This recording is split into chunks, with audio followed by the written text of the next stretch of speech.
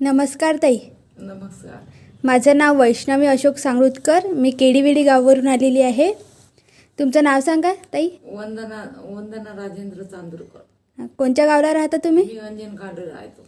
अंजनगावले राहतो. अंजनगावला राहता. हे औषध घेण्या अगोदर तुम्हाला काय त्रास होता? मी परतवाड्याला गेली होती. दवाखान्यात इथं अंजनगावात मला भरती केलं होतं पहिले. तर मी पॅरालिसचा झटका आला मला. अच्छा अच्छा. पै गेली होती मी. म्हणजे बोलता येत नव्हतं तुम्हाला? बिलकुलच बोलता येत नव्हतं. हे औषध घेतलं तेव्हापासून बोलता येते. हो का? म्हणजे असं थोडंफार काहीच बोलता येत नव्हतं का? नव्हतं बोलता येतं. वर्ध्याला नेलं होतं मला.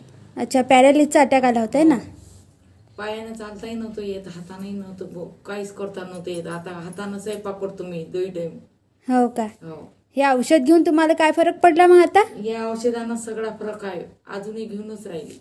अच्छा, आता तुम्हाला बोलता येऊन राहिलं? हो, आता बोलता येईल. आणि हातपायामध्ये सगळ्या त्यात तरतरी आहे? हो, हातपाय तरतरी झाली, सगळीच आली. हो का? बरं, धन्यवाद.